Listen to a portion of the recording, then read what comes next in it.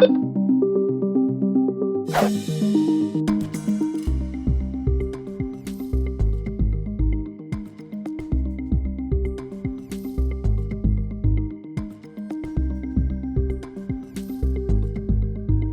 now, from the CFTK-TV studios, this is Open Connection with your host, Robert Pictou.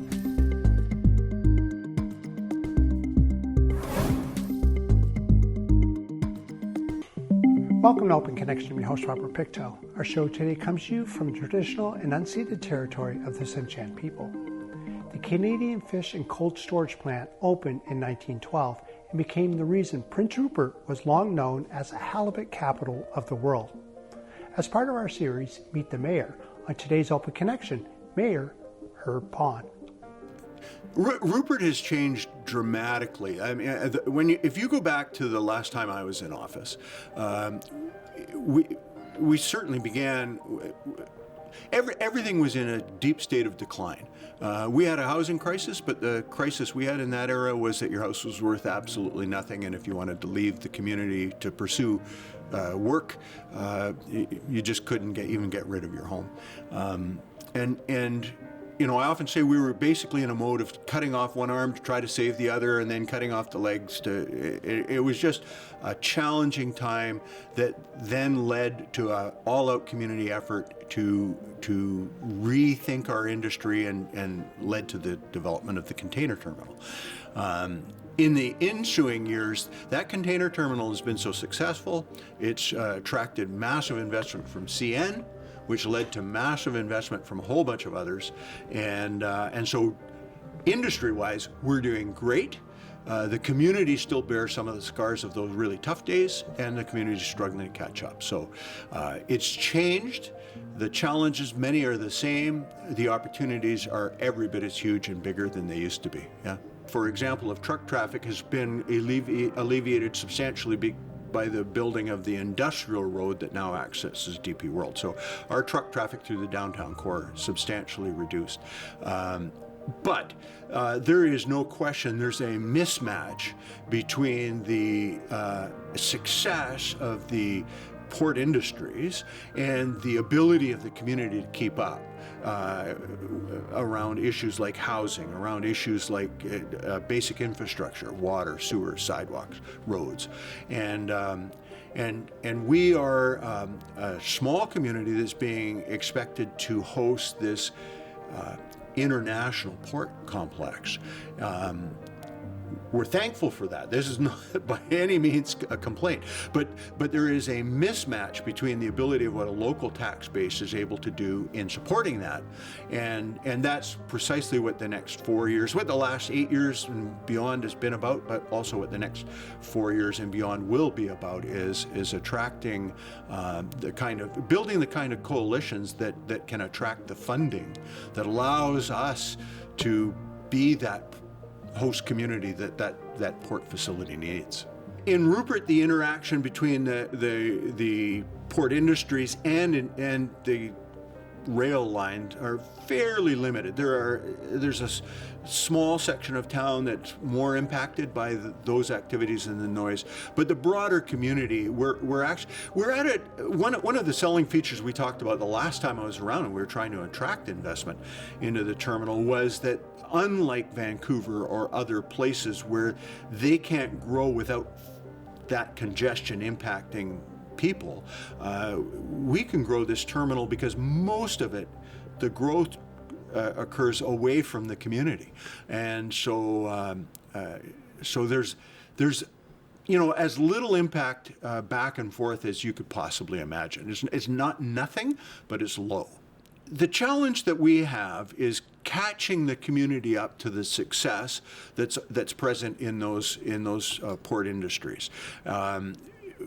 When I was last in office, we needed to get jobs. That was the focus. We've got jobs. What we need now is housing for people. What we need now is newer water lines that deliver clean, clear drinking water to every home in town, and all of the infrastructure work.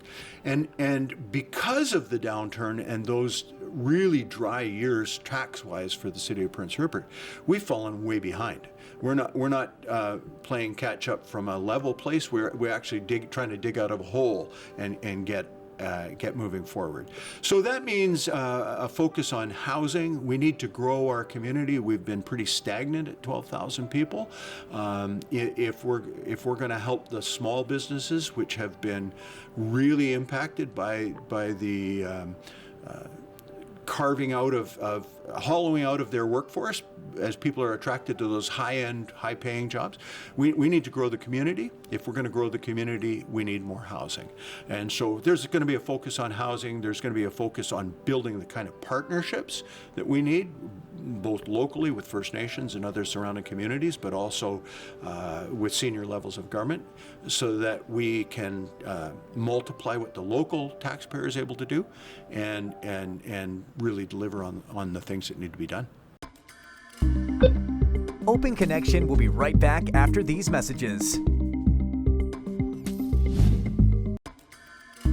And now, from the CFTK-TV studios, this is Open Connection with your host, Robert Pictou.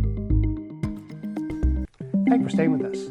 The average travel nurse salary in Canada is a little over $105,000 per year, or $54 an hour. Entry-level positions start at $81,000 per year, while the most experienced workers make up to $135,000 per year. Let us return to the conversation as Mayor Pond shares about the current worker shortage in Prince Rupert. The hospital is suffering from the same thing that most of the, I would say small business employers are struggling from, that the school district is struggling from, and that is in a community where there's so many high-wage jobs and such a limited supply of housing, those opportunities are going into those places. So, for example, I'm told that the hospital currently now is staffed roughly 50% by travel nurses, people that come from away, work here short term, and then move on to other places. That's costing the hospital a lot more, I'm sure, but it's also not something that then helps us build a strong community. We're thankful for the nurses that are coming, don't get me wrong, but what we'd rather get to is a place where we have the population that supports the services, but also provides the workers into those services. And what we've said about the hospital is equally true about the car dealership, is equally true about the school district and so many other industries. And so, like every other small community, we're concerned. If we're going to attract people to come here and work in those port industries, there needs to be all the supports for their families: childcare, housing, schools, and healthcare. The only way you can solve some of these problems is by banding together with people that are also facing the same issues, right? So that's one of my first approaches when I'm faced with a problem is to ask, well, who else is facing this similar problem? And can we form some kind of common understanding and coalition around those issues? And so you're right. Many of the issues that Prince Rupert's facing, while we may be facing them, we may see them in a more exaggerated fashion than some of the other communities. We also have more exaggerated opportunities than most other communities. I know that the mayors up and down the highway, up and down Highway 16 and up and down the line, would kill for some of the opportunities that we have in front of us. So yeah, if we can form together coalitions and find strategies that help us solve these problems together, we're all better off. Absolutely, there's a benefit to Prince Rupert. It also raises the stakes on some of the challenges that we face. This is going to lead to more employment, more opportunities, but that means more families. We need more housing. We need more childcare. We've got to be expanding. So, excited about it. Would never ever rain on the parade of an expansion type announcement, and at the same time can't help when you're responsible for delivering the services by looking at what we need to get done and saying, okay, it's become even more important that we get some of these other factors looked after. We also look with some envy at the federal government investment there and say, boy, we would love that kind of investment into our water system or into our housing and whatever. So we're hopeful that those kinds of investments can be a trigger and a signal to senior levels of government that we're going to need help too, and for the very reasons that you outlined. It is getting harder across Canada to find the labor to even build the project. It's going to be harder for Prince Rupert to find the labor to build the housing that we need. These are all common challenges across the economy, but we'll find our way through them. On a broader level, not Prince Rupert, because unfortunately most of those immigrants will be going to the larger urban centres. It just is what happens. But when I step back as a Canadian and I go, there seems to be a lack of connection between the housing problem that everybody wants to talk about and solve and that immigration piece. I am pro-immigration. We need immigrants to keep our economy rolling. Our birth rate has been low for a long time. We aren't replacing ourselves, and yet it just seems to me, when I step back and listen to the conversation, I can't believe that people are then surprised that we have a housing problem when nobody's actually planning for that side of the piece at the same time. In Prince Rupert, we would love to attract some of those workers into our community. We see the need in all of our businesses and our service suppliers, even the government services, for attracting those immigrants into Rupert. So we'll do everything we can to make sure we receive our fair share of that immigration. There is no possible way that the local taxpayers can pull off the success that Canada's port requires to be successful. We can do a lot. And we have a great little community. We love our community, but there are major issues that need to be dealt with, and people often refer to first world port, second, third world community. We're definitely not a second, third world community, but we're not all that the port needs us to be. And so if that port is going to be successful, if that port is important to British Columbia and to Canada, we've been receiving good feedback from senior levels of government. Hopefully that breaks through to some real funding opportunities, but that is going to be the focus of the next 4 years, without a doubt, of this council, of the mayor's office, of our staff, is securing the kind of investments that are required to make sure that the community isn't found wanting when it comes to delivering on the promises that are required for the port to be successful. Open Connection will be right back after these messages. And now, from the CFTK-TV studios, this is Open Connection with your host, Robert Pictou. Welcome back to Open Connection. Canada's second unofficial national anthem license expired at the conclusion of the 2008 Stanley Cup playoffs. CTV Global Media purchased the rights in perpetuity. Let us return to the conversation as Herb shares what changes have been since the last time he sat in the mayor's seat. When I was here 14 years ago, the replacement of the RCMP building was a priority. It was mandated. It was required, and yet we simply lacked the funds to do it. So the good news is, over the course of time, we've attracted some of the funding that's required. That work is underway. The properties have been switched with the Jehovah's Witnesses. They're building their building, and the clearing of the site now is underway. We're going to be building the RCMP detachment here in Prince Rupert. So that's a piece of good news. Firefighting has changed, apparatus has changed, the building itself is old. There's been concerns that should we be dealing with an earthquake, some of those doors may not open and you may not be able to get the apparatus out, or at least I've always been assured by firefighters we'll get the apparatus out, we just may not be able to close the door ever again. But regardless, that's been on the city's agenda for replacement for a long time.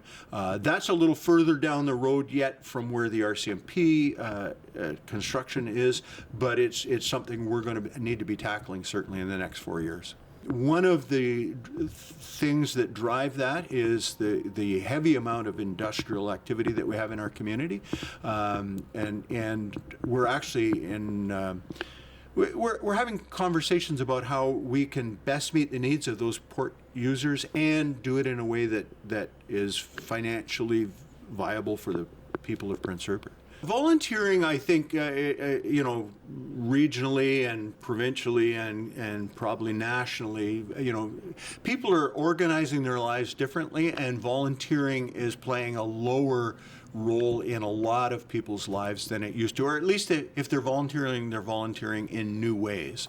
And so that's a challenge. We have to rethink how we do things. The other thing that's a challenge is we used to be a community of 19,000 people. We're now 12. So, that changes the dynamics around volunteers and how you put on events. So yes, we're not immune from that. It just means you have to rethink things, be a little bit creative. Those community festivals are vital to the sense of community and who we are, and so we'll always have to find ways to put them on. No news on the airport. It's an important asset for the city of Prince Rupert. I think will play an even more important role moving forward. The opportunities to move more cargo and particularly as the port thinks about expanding into more logistics parks and those kinds of things, the airport will play an important role. Clearly, the issue we have a great airport. Good landing opportunities out there, reliable airport. The challenge we have, of course, is getting people and goods back and forth to that airport.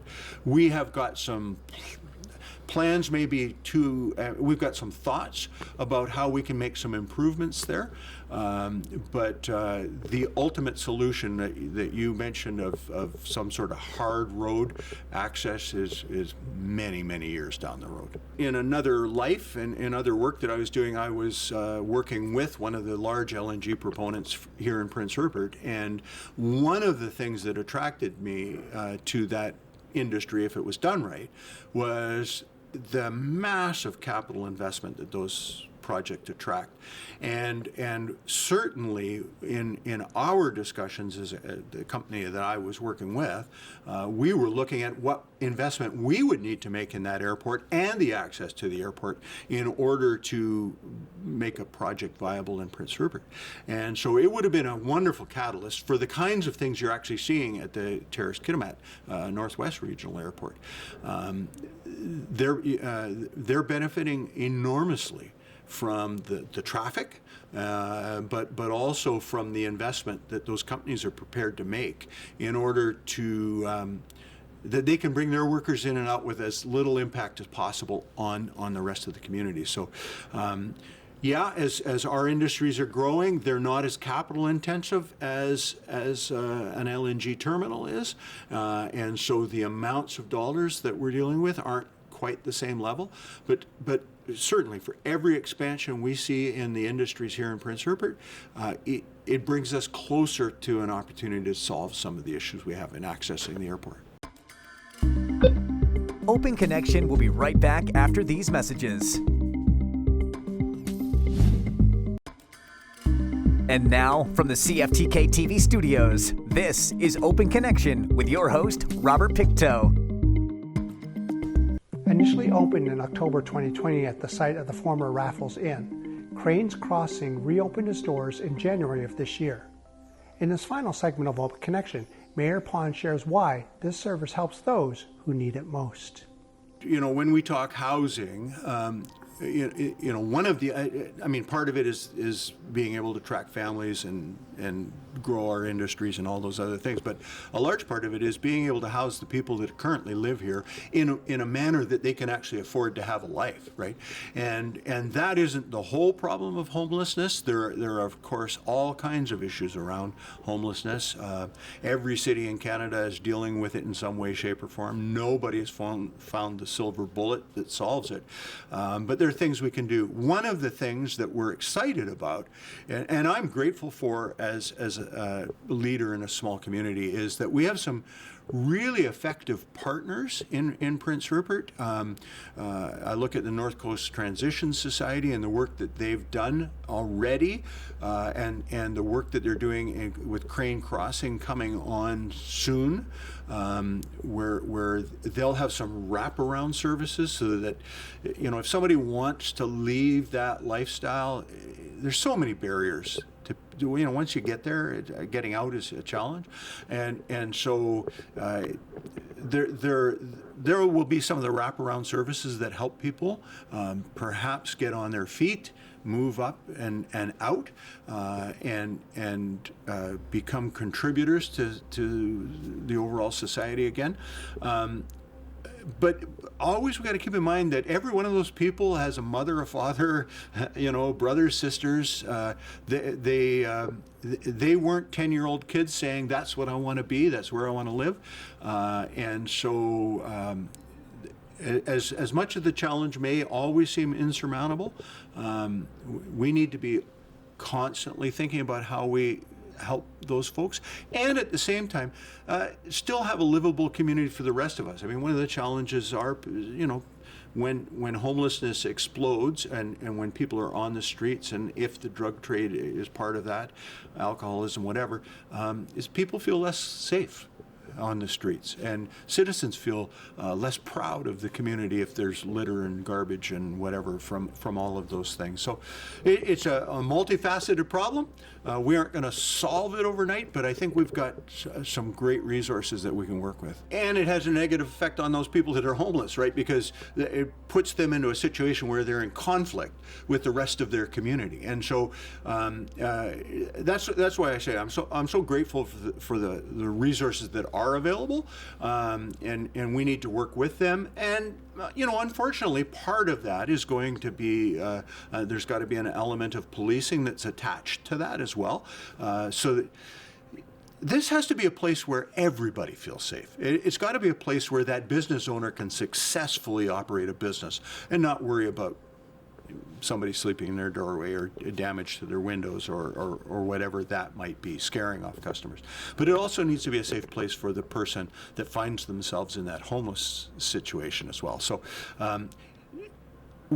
sometimes we get that balance really well and right, and sometimes it falls a little bit away.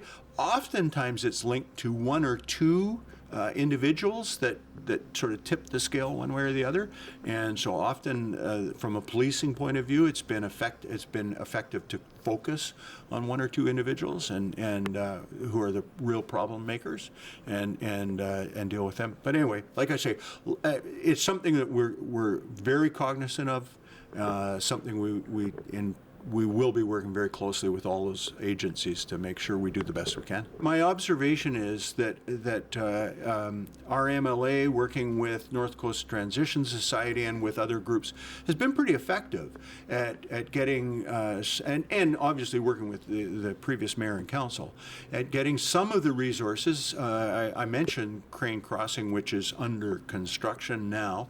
I am very hopeful that when that is running a full-blown operation there, and there's provincial resources that have made that possible, that will take some pressure off, and when the pressure comes off, then that gives you an opportunity to come in behind, perhaps with that carrot and stick, right? So here's an opportunity, here's a great place, you can go there. And thank you for joining us for this episode of Open Connection. The greatest distance in the existence of man is not from here to there, but the connection from his mind and heart. If we can conquer that distance, we can soar like an eagle and realize our immensity within. I'm Robert Pictou.